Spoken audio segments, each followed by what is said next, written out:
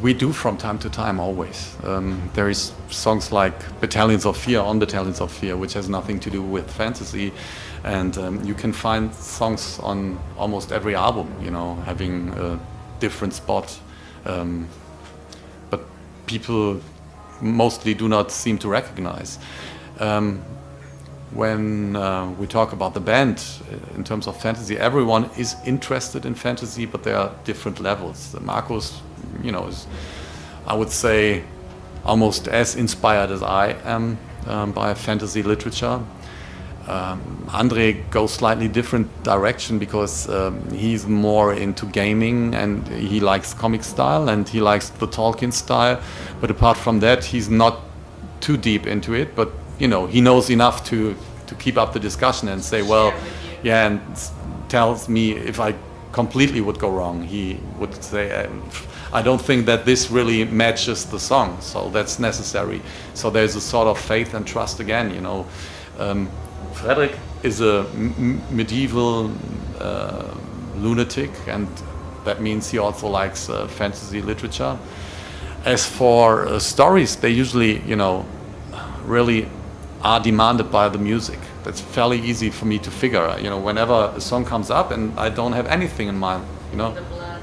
Yeah, it's just there. All in a sudden you say, well, like A Voice in the Dark, this is a very hard song, you know. I need a particular story, but there's no doubt it's still fantasy.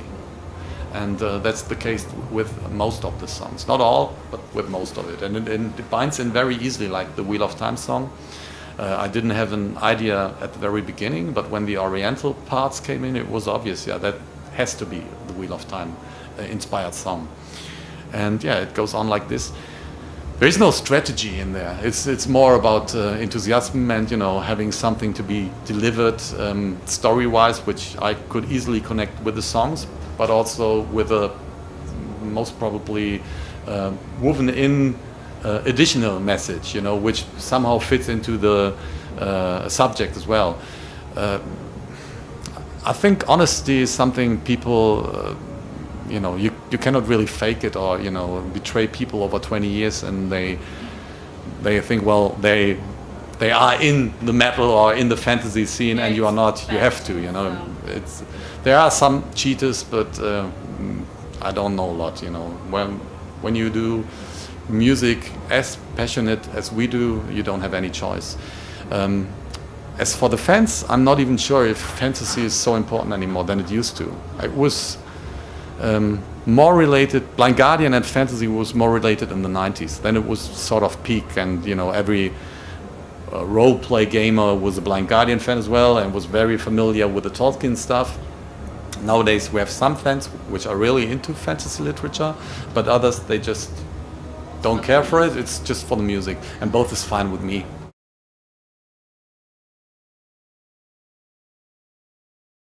Well, fantasy would be one inspiration, but it's an inner source which is the main inspiration, I would say, and that's a core in you, you know, invisible, probably not even physical. It has to get out at a certain point, and it just waits for the right moment. And I'm pretty sure it's the same way Andre feels when he's doing his music and his arrangements.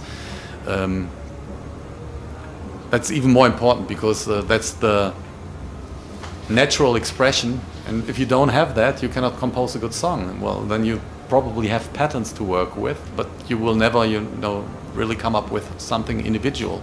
So most of the musicians which are able to deliver a good song, they own that unknown thing, which I cannot explain, which is the inspiration, you know, the ultimate inspiration. That's even more important than fantasy or anything else. Life, of course, is another inspiration. Aspects of philosophy, like truth, for example. What is truth? You know, that's always great to bring in, and no matter if you do a fantasy story or a historical story, mainly about truth and how to deal with it, and which aspects of truth are there, and how to alter truth.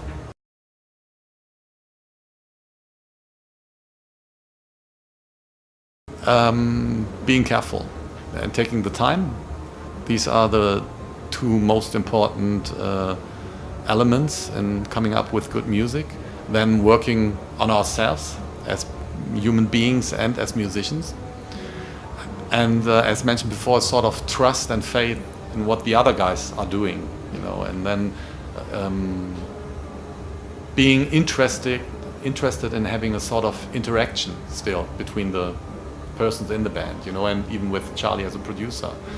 So these are things, and taking your time, maybe that's also very important, because many bands start to rush, especially when things get worse and you feel, well, the whole world is changing and the industry is changing, and there are effects which try to push you to be quicker and less careful, and probably the only chance for you once you get on that road is to compensate it due to copying yourself. So far we were lucky to say, no, we don't want that. We take our time. If it takes 3 years, so what? And we have big discussions about it, because sometimes, of course, the one or the other gets insecure and says, well, 4 years is a long time, and even though we have a strong and loyal following, it might be better to come up with an album after, let's say, 24 months or 30 months. But it's not realistic. Not realistic in terms of Blind Guardian. And from what I can say, for 98% of all the other bands, which are delivering music constantly, it seems to be impossible as well, because like coffee machine. Yeah. Yeah. But coffee tastes well, and some people appreciate the same song over and over again. If they're core fans and they've found their pattern, their exact pattern, which comforts them, then it's great. But in our case, since we have tried to come up with so diverse albums from the beginning, it's impossible, because there is not a core Blind Guardian fan who just wants to listen to Imaginations from the Other Side, or who just wants to listen to Nightfall in Middle-earth.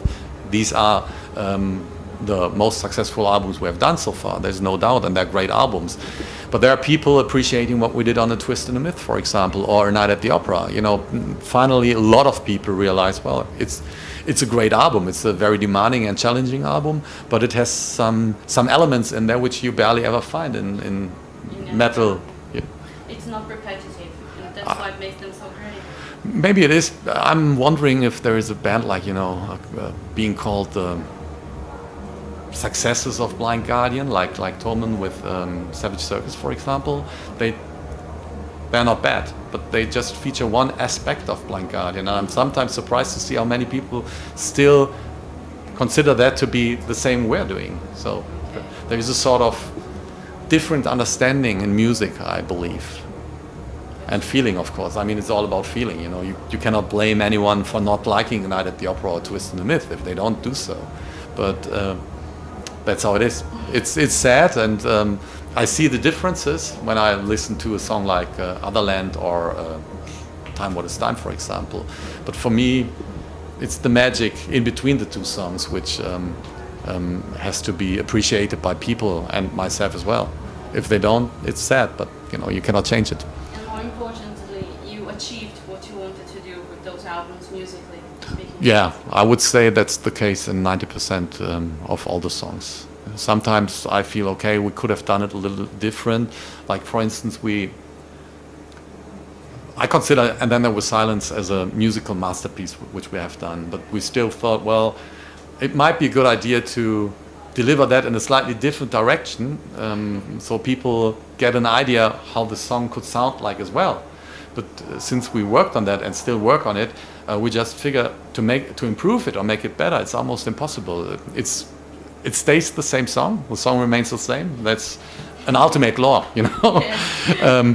And to come up with an old song and make it better is impossible, because there was a certain era which has been defined by this particular song or by any of our songs. and we still feel them and we can perform them live. But if you do them in the studio again, it's not necessarily said that you come out with a better result.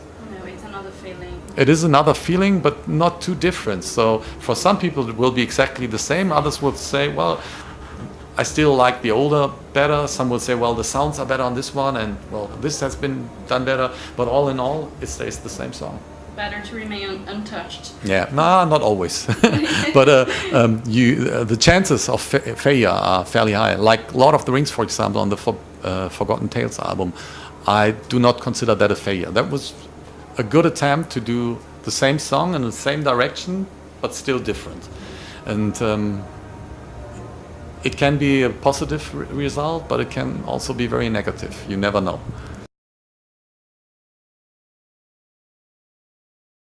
Yeah, there are some.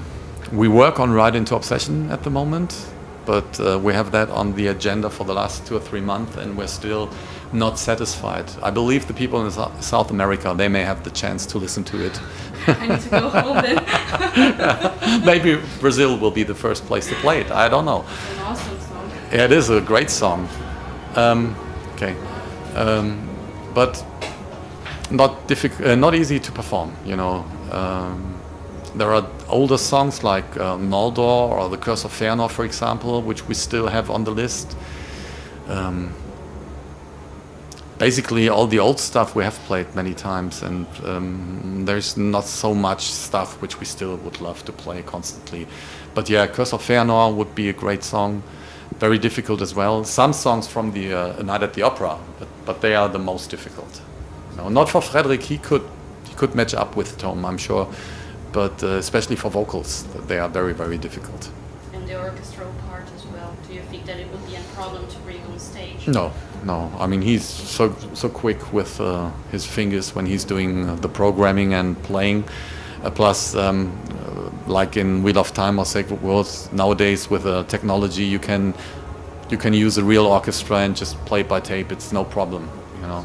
And we make exceptions for such songs, but it's the speed, the intensity, and the mass of information which you delivered on A Night at the Opera, for example, and you have to cut it down to the essential and still be convincing with it. And we did Battlefield for a while, for example, and I didn't find a way through, so I said, well, we can try it later on, but far later. It's 5 years or 10 years ago when I said that. It's 5 years ago, actually. And I mean, you never know, but we barely ever do transposings. Many bands, when they go on tour, for example, they play in a different key, so the vocals come down, for example. We haven't done that. It could be an option for Battlefield, for example. Otherwise, but it's fast too, and it's a nightmare.